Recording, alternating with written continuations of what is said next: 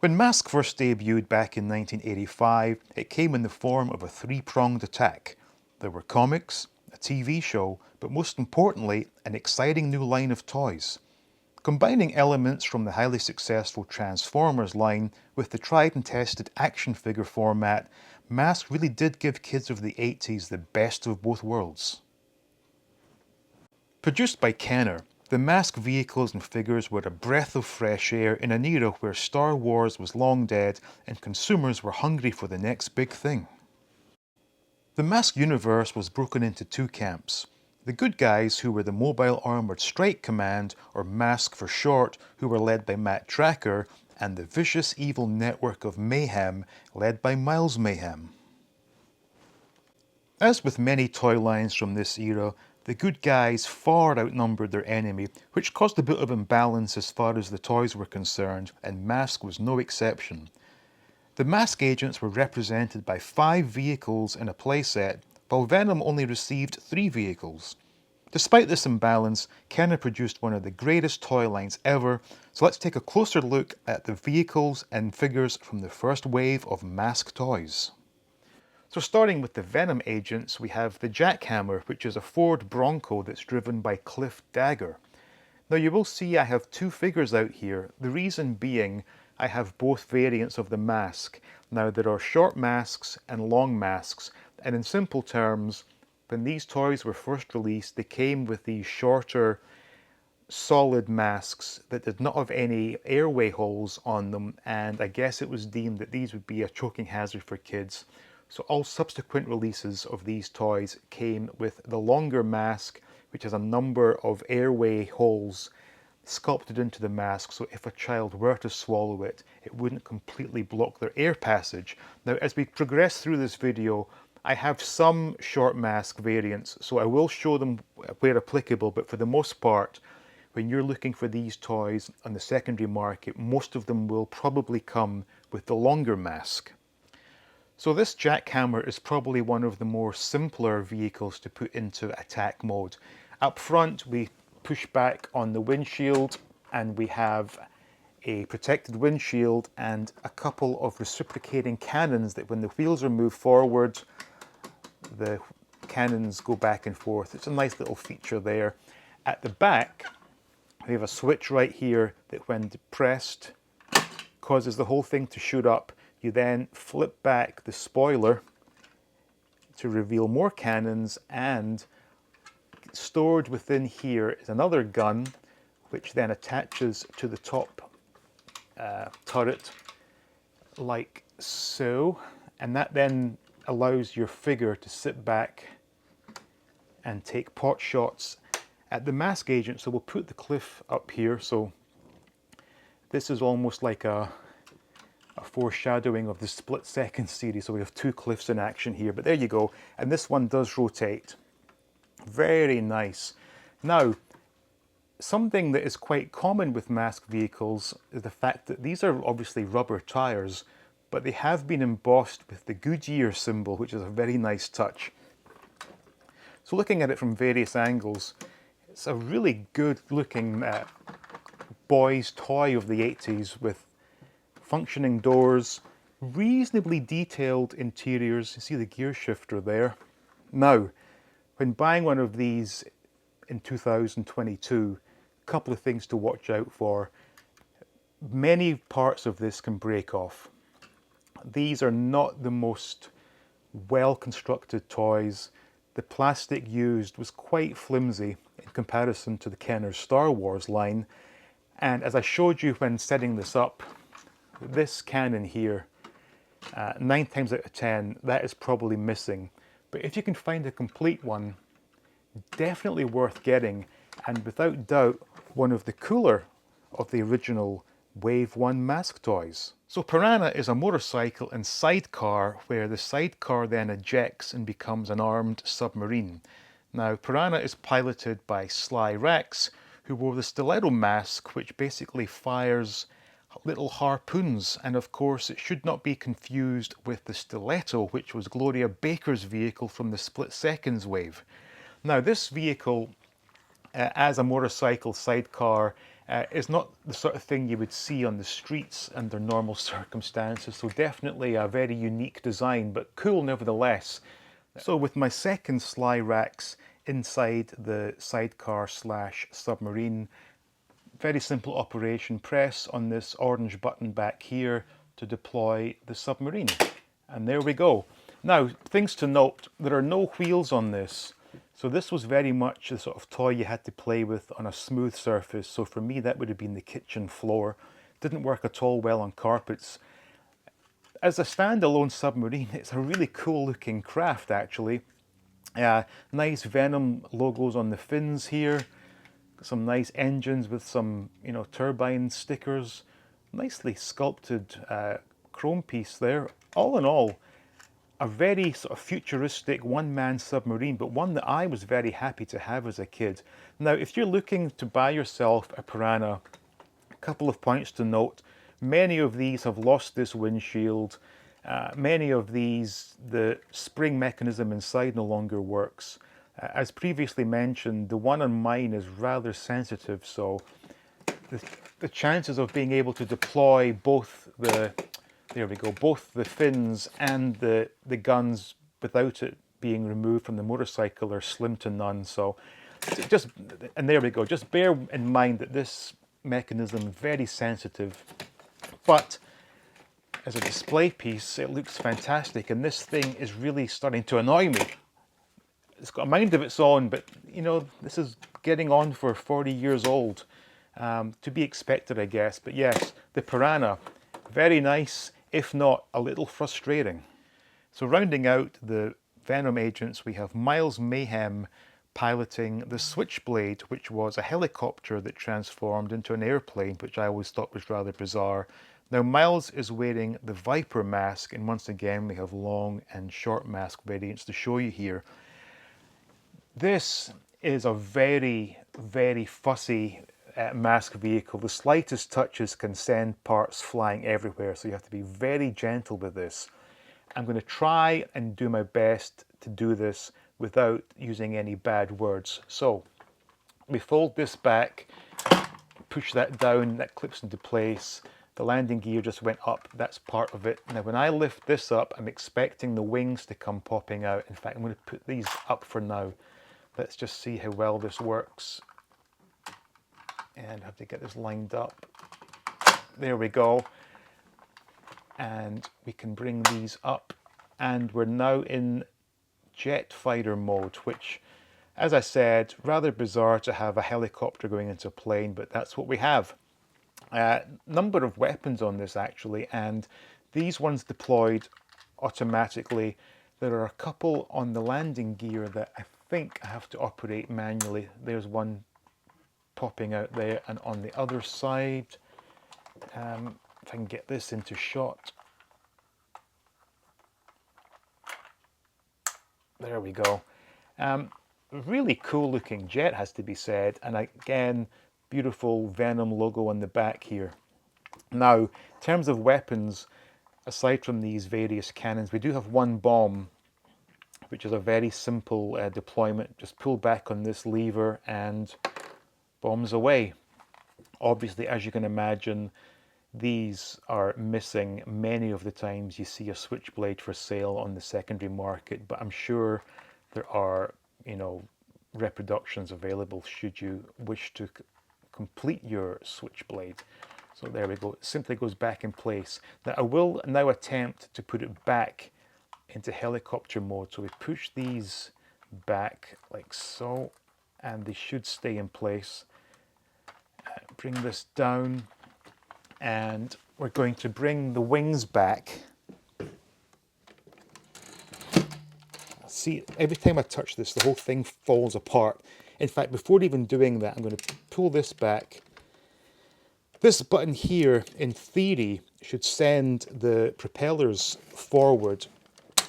It worked that time, very good. So we're there, we're going to bring these back, and they're going to clip into place, like so. Gears down, weapons back.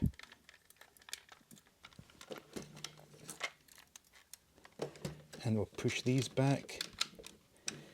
Now, we're in helicopter mode, and there is an additional button on this side which can be used to spin the propellers, which, if I can get this in shot, works quite well actually. But as with the Piranha we just looked at, this is a very, very fragile toy and is inclined to pop off in all manner of directions at the slightest of touches. With that being said, once you have it on display in either helicopter or jet plane mode, it's a stunning looking toy and is a real classic piece of 1980s memorabilia. So moving on to the M.a.s.k agents, and starting with Condor, which was a motorcycle that converts into a one-man helicopter. Now this was piloted by Brad Turner, who wears the Hocus Pocus mask, and again we have the short mask and the long mask. So this was a very simple toy. As it happens, was my first M.a.s.k toy back in 1986. So in motorcycle mode, I thought it looked stunning. I love the little kickstand feature as well, very nice touch, so that when you display it, it stands up very nicely. Odd sort of proportions, but nevertheless very cool, and of course being green, which is my favorite color, I absolutely love this. So to put it into helicopter mode, we just unclip these here and put them into position, lift up and bring the wheel back as the stabilizer, and there you go. It's now a one-man helicopter. Looks odd, I confess, but nevertheless, this was pretty much how it appeared in the cartoon, and a real special place in my heart. Like I said, it was my first M.a.s.k vehicle, and when I got this one a couple years back, I got it brand new, did the unboxing, I had a great time doing it, and it really did bring back some, I would say, bittersweet memories. They were sweet in as much as it was great to get reunited, but bitter in as much as it was the last toy line I ever played with as a kid. So M.a.s.k does have a special place in my heart. And we got one little gun that appeared up front here, but aside from that, there are no extra features or extra bombs or anything to be dropped. A very basic toy, one of the cheaper ones, but one of the coolest ones. Firecracker was a pickup truck that could convert into a recon truck complete with a detachable dirt bike. Now Firecracker was driven by Hondo McLean, who wore the blaster mask. Now the short mask I'm showing here is a custom. When I purchased this Firecracker, it came with this figure, but the seller did say that he had basically taken a long mask and cut it down to replicate the short mask. Now, the operation of Firecracker, very straightforward. There's a switch on the bottom here, push that back, and Firecracker jumps into action. So we have a couple of cannons up front.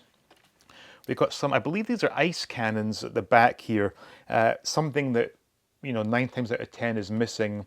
We have the Hypno headlights, again something that's missing, and we have the Switchblade spare tire. Now unfortunately the mechanism on mine is broken. What should happen is this would clip into place, and upon pushing this switch back, it would send this spare tire flying, and it had some switchblades that would emerge from the side. It was a really nice touch. The dirt bike that's attached to the back is reasonably okay, obviously not as cool as Condor or anything, and to the best of my knowledge we only ever saw this used once in the entire cartoon series. But with all that being said, a really nice looking M.a.s.k vehicle. It's just one that, like I said, with mine having the problems with the Switchblade spare tire, the mechanism that causes it to rise, again, very prone to breakage. So many of these Firecracker trucks that you see for sale are broken or in parts.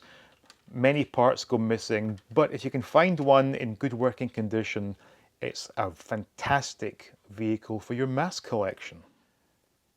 Gator was an off-road buggy that contained a hidden hydroplane and was driven by Dusty Hayes, who wears the Backlash mask. Now sadly I do not have a short mask variant to show you, but rest assured one does exist. Now in buggy mode I think it looks really nice, and this was kind of mid-priced in the range of M.a.s.k toys. Very nice toy to have as a kid. Got some nice chrome work up front as well. In buggy mode we have one weapon, which is the roll bar comes forward to act as a cannon.